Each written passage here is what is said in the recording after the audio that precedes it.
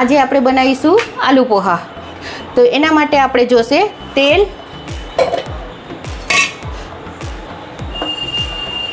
હિંગ, લીમડો, 8-10 પત્તા, લીલા મરચાં 4 નંગ, એટલે તીખાશ આપણે જે પ્રમાણે જોઈતી હોય એ, સુધારેલી બારીક સમારેલી ઝીણી ડુંગળી,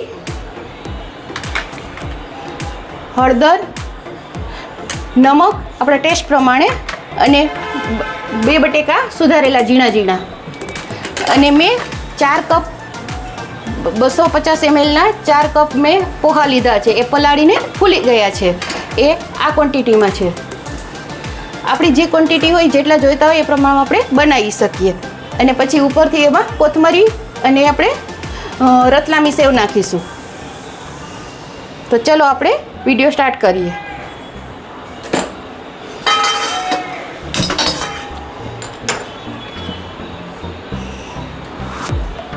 પહેલાં આપણે તેલ મૂકીશું.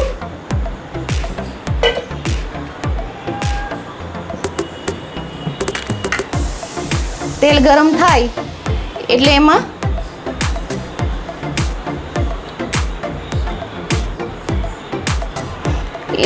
તેલની આપણે ગરમ થવા દઈએ.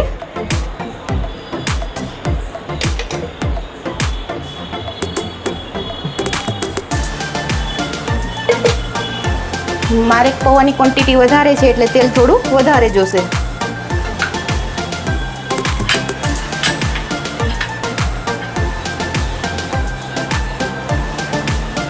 તેલ આપણું ગરમ થાય એની આપણે રાહ જોઈએ.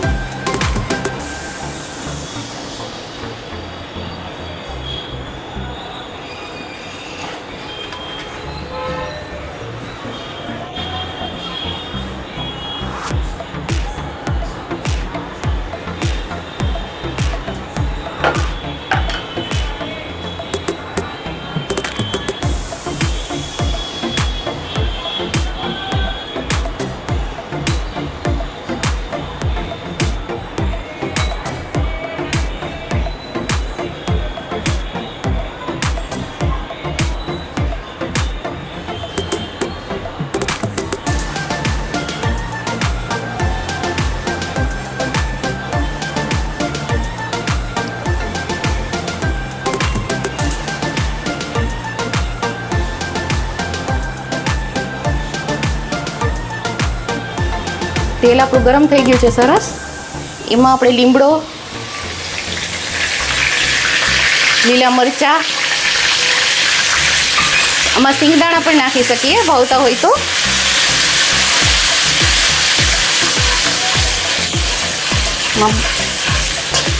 મરચાં અને લીમડો જરાક ગરમ થઈ ગયા, સોતરાઈ ગયા એટલે એમાં આપણે બારીક સમારેલા કાંદા નાખી દઈશું.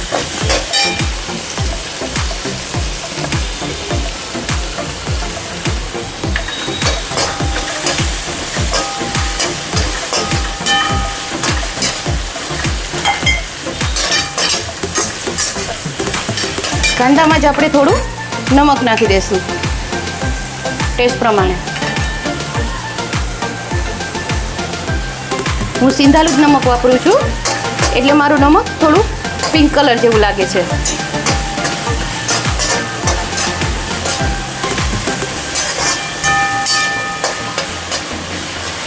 કાંદા આપણા સોતરાઈ રહ્યા છે.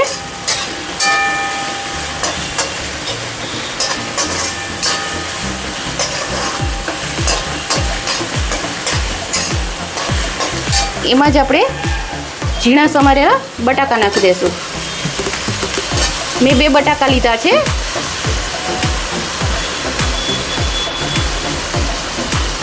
એ આપણે સોતરી લેશું.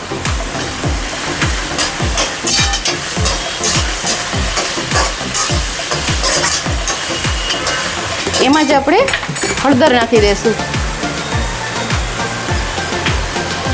1 ચમચી હળદર.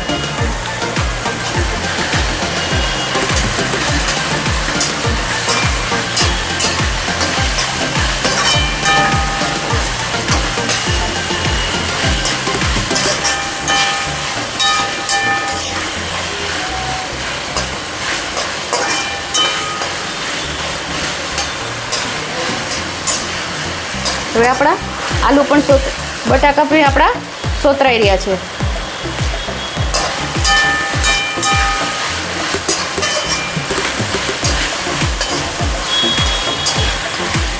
ડુંગળી બટાકાની શાક ખાવાની પણ મજા આવે. આમાં થોડું લાલ મરચું અને લીંબુ નાખી દઈએ એટલે ટેસ્ટફુલ કાંદા બટાકાનું સબ્જી થઈ જાય.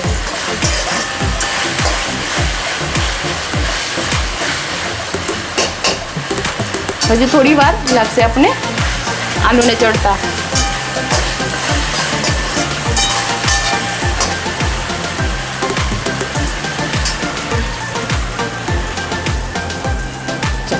આપણા આલુ સોતરાઈ રહ્યા છે.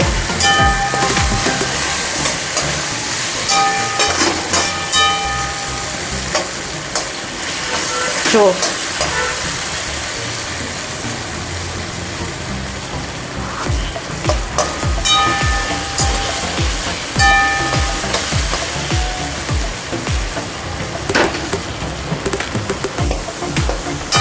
હજી આપણા આલુ સોતરાય છે, કારણ કે આલુને ચડતા વાર લાગે ને થોડી, અને તેલમાં જ સોતરવાના છે.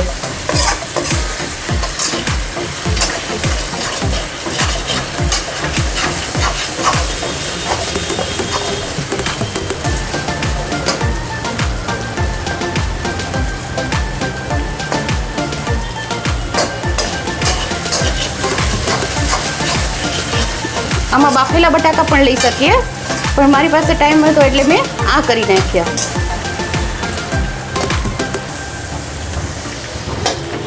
જો આપણા આલુ થોડા થોડા હવે ચડવા લાગ્યા છે.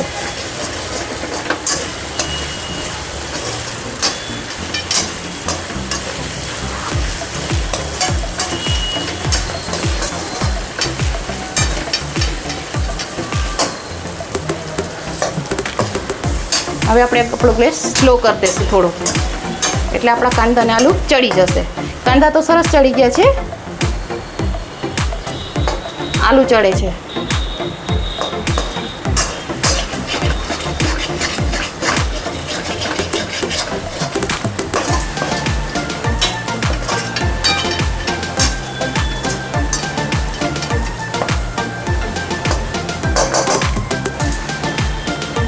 હવે આપણા આલુ પણ ચડી ગયા છે સરસ.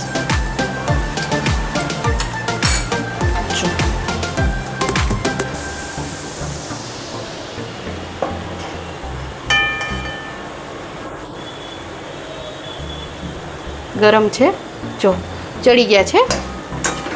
હવે એમાં આપણે આપણા પૌવા નાખીશું.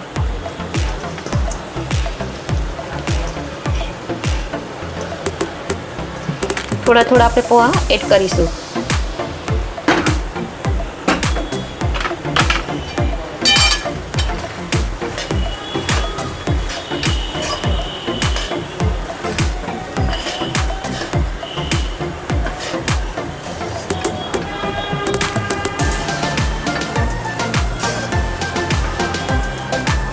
જો પૌવાનો કલર એકદમ સરસ યેલો આવી ગયો છે. હવે આમાં આપણે થોડી વાર આને મિક્સ કરી લઈશું. બધું મિક્સ થઈ જાય. જો છૂટા એકદમ સરસ છૂટા થયા છે. મેં થોડાક પૌવા હજી વધ્યા છે તો નાખી દઉં છું.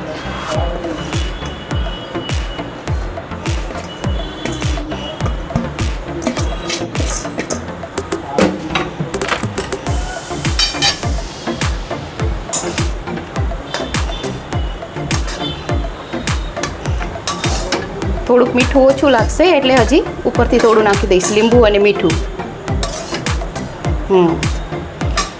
એકદમ સરસ થઈ ગયા છે છૂટા છૂટા.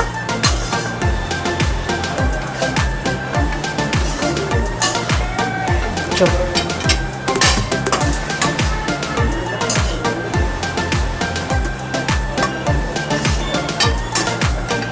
હવે આમાં આપણે લીંબુ નાખી દઈશું. લીંબુ આપણા ટેસ્ટ પ્રમાણે.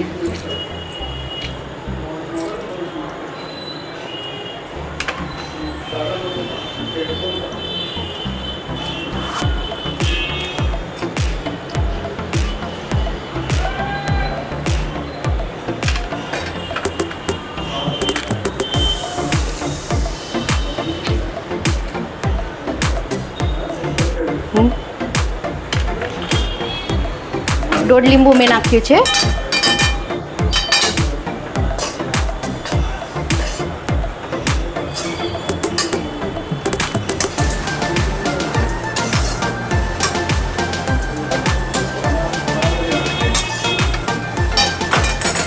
હવે આમાં આપણે થોડીક નમક ઓછું છે તો નમક નાખી દઈશું આપણે સ્વાદ પ્રમાણે.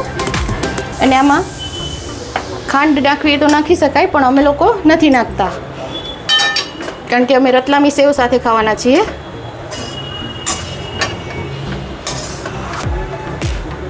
તો આપણા પૌવા તૈયાર છે. અને આપણે ગાર્નિશ કરીશું.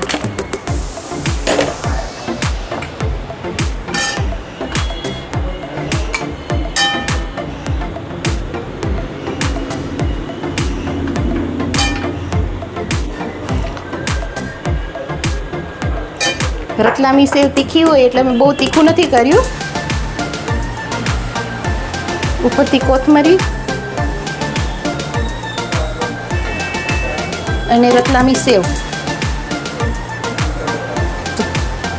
મસ્ત મજાના આપણા ચટપટા એવા તીખા પોહા તૈયાર છે. ચાલો બધા મિત્રો આલુ પોહા ખાવા. ચાલો જો તમને મારો વિડીયો પસંદ આવ્યો હોય તો લાઈક કરો, શેર કરો, સબસ્ક્રાઈબ કરો. ચલો બધાને મારા જય શ્રી કૃષ્ણ.